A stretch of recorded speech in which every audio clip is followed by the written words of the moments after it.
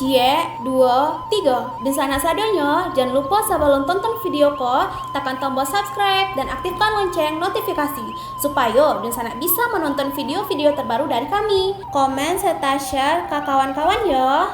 Kali ini kita akan membahas tentang 4 misteri tersembunyi di balik keindahan alam Sumatera Barat, jejak mitos yang belum terpecahkan sejak ratusan tahun silam.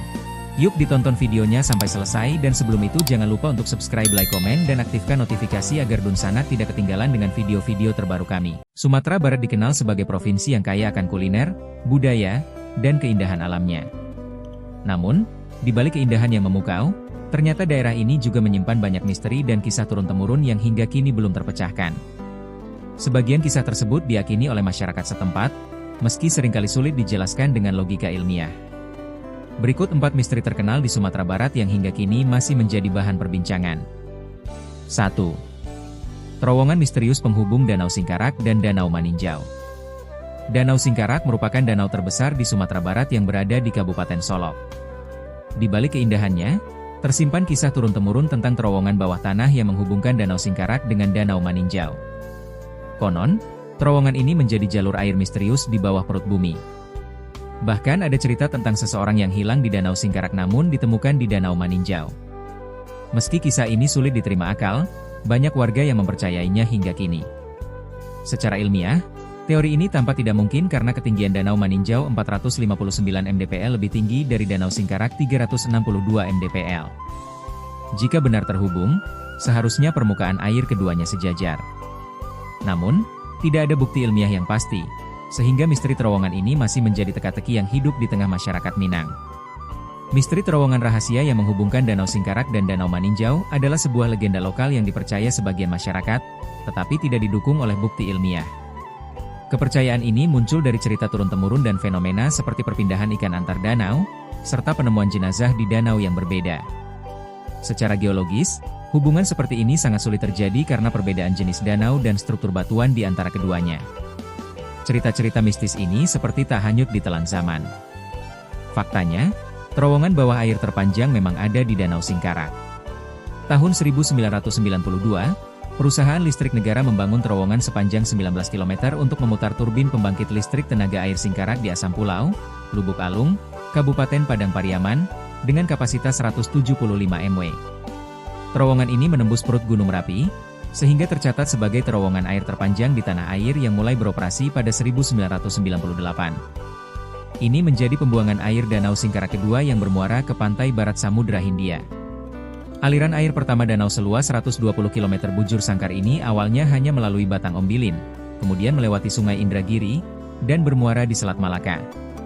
Banyak pihak menghubungkan terkait misteri terowongan di dasar Danau Singkarak menuju Maninjau dengan patahan semangko sesar geser aktif yang membentuk jejeran bukit barisan yang terbentang dari Aceh hingga Lampung. Secara geologi, jalur patahan semangko melintasi Danau Singkarak.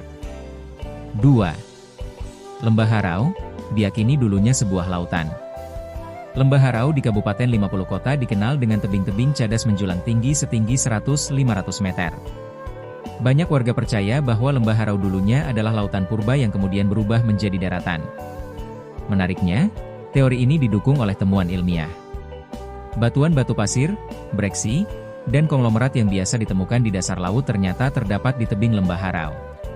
Menurut ahli geologi, lembah ini terbentuk akibat patahan bumi yang menyebabkan daratan turun dan menciptakan lembah luas. Batuan di kawasan ini berusia sekitar 30-40 juta tahun, dan tebingnya kaya akan karbon organik. Ini menandakan bahwa tempat ini memang pernah menjadi bagian dari dasar laut purba. Kini, Lembah Harau menjadi cagar alam dan habitat satwa langka, termasuk monyet ekor panjang dan berbagai flora khas dataran tinggi. Lembah Harau dulunya adalah lautan, yang dibuktikan dengan penemuan jenis batuan breksi dan konglomerat yang terbentuk dari endapan di dasar laut jutaan tahun lalu.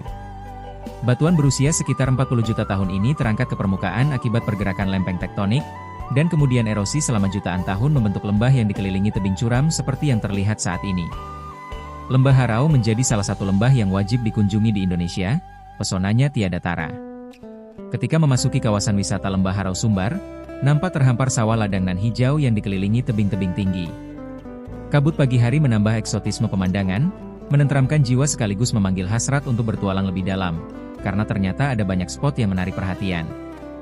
Apalagi daerah ini sempat viral karena disebut mirip dengan desa Konoha di serial Naruto. Lembah Harau memang terdiri dari permukaan yang berbukit-bukit dan bergelombang. Tingginya mulai dari 500 hingga 850 meter di atas permukaan laut. Terdapat beberapa bukit yang telah diberi nama seperti Bukit Jambu, Bukit Air Putih, Bukit Singkarak, dan Bukit Tarantang. Ditambah dengan adanya 7 air terjun alami, puas deh, mengelilingi spot wisata Lembah Harau terbaru. Cerita selanjutnya adalah tentang asal mula penamaan. Berdasarkan cerita yang beredar, pada zaman dahulu kala, kawasan Bukit Jambu di Lembah Harau sering dilanda banjir dan longsor. Penduduk pun jadi kerap berteriak minta tolong sampai suaranya menjadi parau. Wilayah tersebut akhirnya dinamakan Orau yang diambil dari kata parau. Kata Orau lama-kelamaan berubah pelafalannya menjadi Arau hingga akhirnya menjadi Harau. Kata inilah yang kemudian digunakan sebagai nama daerah. 3. Danau Tarusan Kamang, danau yang bisa menghilang. Salah satu fenomena paling unik di Sumatera Barat adalah Danau Tarusan Kamang di Kabupaten Agam. Danau ini hanya muncul pada waktu-waktu tertentu, lalu tiba-tiba mengering dan berubah menjadi padang rumput hijau tanpa bisa diprediksi kapan terjadinya. Fenomena ini diduga terjadi karena adanya sungai bawah tanah di kawasan karst Batu Gamping. Ketika air tanah naik, air mengisi lorong-lorong bawah bukit dan membentuk danau. Namun ketika air turun, permukaan air menghilang tersedot ke dalam tanah.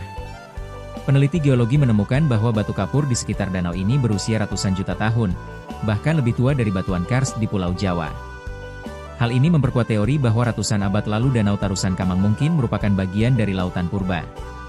Danau Tarusan Kamang di Kabupaten Agam, Sumatera Barat, adalah fenomena alam unik yang bisa menghilang dan berubah menjadi padang rumput hijau saat airnya surut. Fenomena ini terjadi karena adanya hubungan dengan sungai bawah tanah, di mana air dapat muncul dan menghilang secara misterius, yang menyebabkan danau tersebut dapat berubah menjadi padang rumput luas yang tenang atau danau yang penuh air. Tarusan Kamang merupakan fenomena alam unik di Kabupaten Agam, Sumatera Barat. Danau ini bisa menghilang dan berubah menjadi padang rumput saat musim kemarau. Keindahan alamnya yang hijau dan udara segar menjadikannya destinasi menarik bagi wisatawan yang ingin menikmati ketenangan. Saat air memenuhi danau, Tarusan Kamang menawarkan pemandangan yang menakjubkan dengan refleksi langit biru. Wisatawan bisa bersantai, berfoto, atau sekadar menikmati suasana asri di sekitar danau.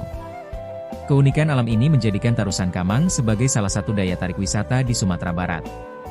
Danau Tarusan Kamang selama ini dimanfaatkan warga untuk budidaya ikan, kubangan kerbau, memancing, dan mandi. Saat kering, ikan-ikan yang menghiasi danau banyak terperangkap dalam tambak-tambak yang dipasang sebagian warga. Ada beragam jenis ikan di sana seperti pantau, nila, rayo, panser, bada putih. Proses menghilangnya air danau ke dalam perut bumi dan muncul di celah padang rumput yang hijau, tanpa bisa menebak waktunya diperkirakan terjadi karena adanya sungai bawah tanah. Sebagai danau karst, ketika air tanah naik, maka lorong-lorong di bawah Bukit Batu Gamping akan menyemburkan air dan menutupi padang rumput. Tampaklah danau yang luas. Sebaliknya, ketika air sungai bawah tanah turun, air tersedot hingga hanya tampak padang rumput. Tidak ada waktu pasti, kapan danau surut dan berapa lama danau kering. Terakhir, pada tahun lalu, Danau Tarusan Kamang kering selama 1 tahun. Air baru muncul lagi 5 bulan lalu. Saat ini kawasan itu masih menjadi danau, tempat anak-anak berenang dan warga mencari ikan. 4. Pemandian Batang Tabik. Mata air tak pernah kering di balik pesona sebagai destinasi wisata pemandian yang memikat. Batang Tabik menyimpan sebuah peran yang tak kalah penting sebagai sumber air untuk irigasi dan pengairan sawah. Mata air yang tak pernah kering ini telah mengaliri ribuan hektar lahan pertanian dan ribuan petak sawah di sekitarnya. Dengan sistem irigasi yang teratur dan efisien, air dari Batang Tabik mampu mengalir jauh, bahkan sampai ke Jorong atau nagari tetangga.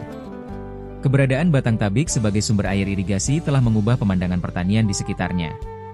Tanaman padi yang tumbuh di lahan yang dialiri oleh air dari Batang Tabik tidak hanya berkembang subur, tetapi juga menghasilkan panen yang melimpah. Terletak di Jorong Batang Tabik, Kecamatan Luhak, Kabupaten 50 Kota, pemandian Batang Tabik adalah sumber mata air alami yang terkenal jernih dan sejuk. Yang membuatnya misterius adalah airnya yang tidak pernah berhenti mengalir, baik saat musim kemarau panjang maupun musim hujan.